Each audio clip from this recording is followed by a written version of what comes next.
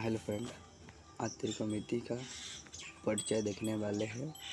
यह first class है। जो प्यारे बच्चों आज इस चैनल पर पहली बार जुड़े हैं वो चैनल को सब्सक्राइब करें और बेल आइकन को जरूर दबाइए। यहाँ पर 9th 10th और ITI की तैयारी कराई जाती है।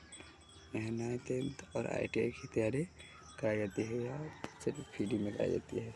यह यूट्यूब चैनल पर होता है। चलिए क्लास को आगे बढ़ाते हैं। देखिए त्रिकोणमिति क्या है, मतलब त्रिकोणमिति किसे कहते हैं। देखिए त्रिकोणमिति में एक त्रिभुज है। त्रिकोणमिति में एक त्रिभुज है और त्रिभुज की भुजाओं का कोण, मतलब भुजा के कोण के बीच में संबंध का अध्ययन करा जाता है। यह एक समकोण त्रिभुज है। देखिए इसको ए मान लेते हैं, बी सी मान लिए। ये देखिए इसको हम लंब कहते हैं, इसको कर्ण कहते हैं, इसको आधार कहते हैं। अब देखिए इसको हम पी से सूचित करते हैं, इसके ए से, इसको बी से सूचित करते हैं। इसके समकोण त्रिभुज के बारे में अध्ययन करने को त्रिकोणमिति कहते हैं। देखिए अब कह रहा है अंग्रेजी के शब्द में त्रिकोणमिति 3 शब्द से मिलकर बना है। एक में त्रि, जोड़, गौण, जोड़, मिट्रोन हो गया। अब देखिए त्रि का मतलब होता है 3, गौण का मतलब होता है भुजा और मिट्रोन के अर्थ होता है माप। मतलब इसके त्रिभुज के तीनों कोणों को मापने के बारे में कह रहा है। मतलब त्रि मतलब 3 होता है, 3 को भुजा, और गौण मतलब होता है भुजा, और मिट्रोन मतलब होता है माप। मतलब मिट्रोन मतलब उसके मापने, समझ गए। अब देखिए अंग्रेजी शब्द अर्थात अंग्रेजी शब्द त्रिकोणमिति का पूर्ण अर्थ है एक त्रिभुजों का भुजा को मापने का। मतलब त्रिकोणमिति क्या है, पूरा भुजा को मापने का ही त्रिकोणमिति कहते हैं। देखिए कर्ण में क्या कह रहा है, हाइपोटेनस में। देखिए त्रिकोणमिति समकोण त्रिभुज के मापने की भुजा को कर्ण कहा जाता है। देखिए त्रिकोणमिति एक समकोण त्रिभुज है। यहाँ 90 डिग्री का कोण बनाता है, 90 डिग्री का कोण बनाता है। और सामने वाले 90 डिग्री के सामने वाला को कर्ण कहा जाता है। कर्ण अंग्रेजी में हाइपोटेनस कहा जाता है। कर्ण समकोण दोनों का है। कर्ण समकोण त्रिभुज की सबसे लंबी भुजा है। मतलब लंब और आधार से दुगना है कर्ण है, सबसे ज़्यादा है।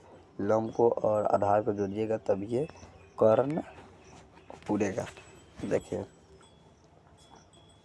कर्ण की लंबाई शेष भुजाओं के लंबाई के योग से कम होता है। मतलब लंब और आधार के जोड़ने ही कर्ण से लंब और आधार के योग कम होता है।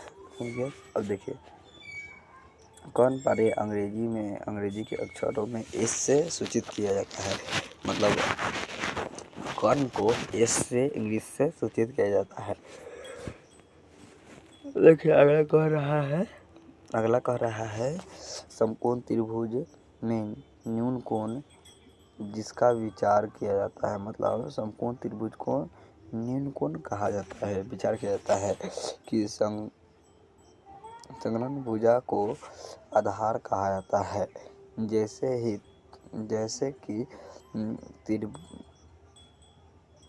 कोण ए दिए गए चित्र में आधार जैसे कि शब्द के अर्थ से ही स्पष्ट है कि समकोण त्रिभुजों की कर्ण के छोड़कर नीचे वाली भुजा जो आधार का कार्य करती है पार्श्व आधार कहलाते हैं। मतलब नीचे का कोण होता है उसी को आधार कहते हैं। आधार को अंग्रेजी में बेस कहा जाता है। देखिए आधार को पारे अंग्रेजी में बी से सूचित किया जाता है। देखिए अब लंब के बारे में कह रहा है। लंब समकोण त्रिभुज का न्यून कोण है। इसके विचार किया जाता है कि जो के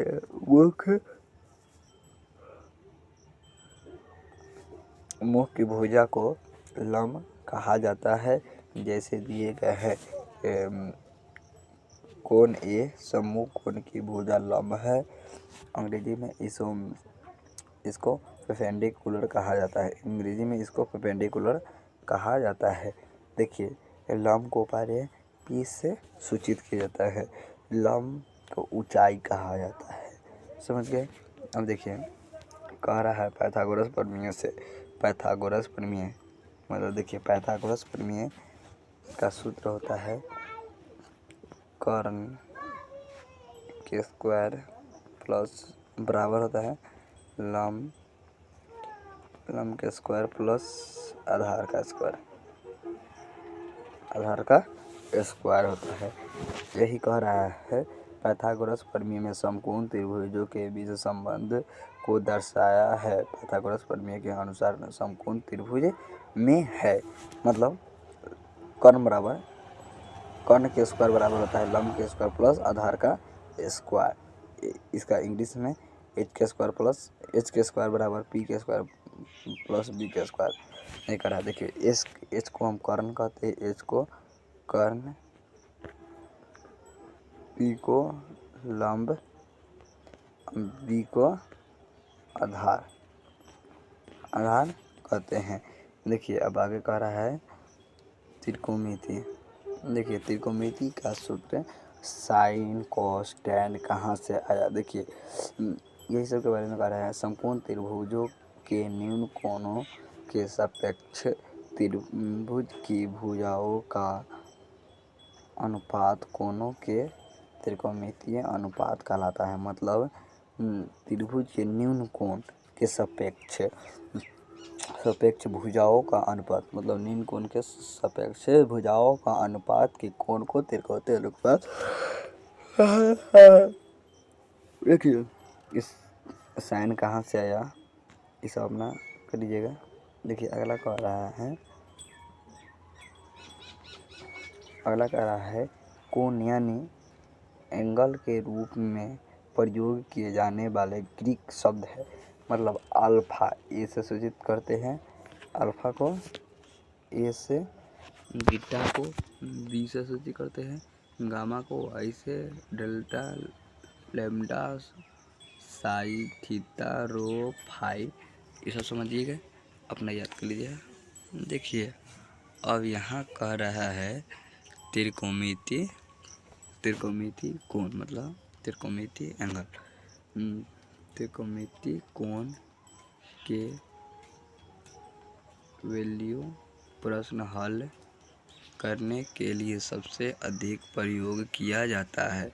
मतलब इसको सबसे अधिक प्रयोग किया जाता है। आमतौर पर त्रिकोणमिति का समकोण त्रिभुज का थीटा 30, 45, 60 और 90 के मान को प्रश्न में प्रयोग होता है। इसका तात्कालिक नीचे दिया गया मतलब इसका सूत्र है ना, सूत्र को हम एगो वीडियो में बतलाएंगे कि इसको समकोण त्रिभुज है, समकोण त्रिभुज के एंगल से हम प्रयोग करके बतलाएंगे। यह पूरा तुर के बतलाएंगे कि 30 के मान में 1/2 कैसे आया और 3/2 कैसे आया, इसको बारे में हम बतला देंगे अगला वीडियो में। पहले आप समझ लीजिए फिगर्स के माध्यम से।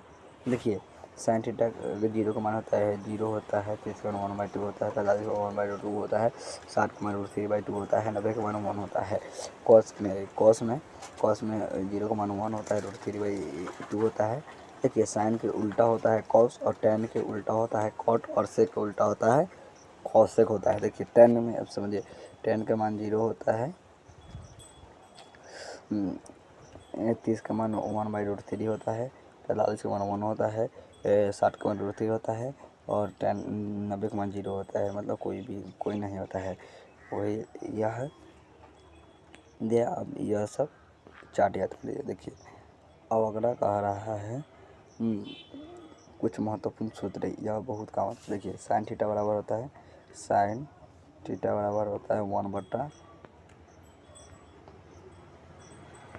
कोसेक थीटा, और कोसेक थीटा बराबर होता है 1/, साइन थीटा। आई का सूत्र होता है कोस थीटा बराबर sine theta into cosec theta बराबर 1 होता है। यही कर है, दूसरा कुछ नहीं, समझ गए। अब देखिए अगला चलते हैं, यह समझ याद कर लीजिएगा, यह सब सूत्र है, यह सब याद कर लीजिएगा।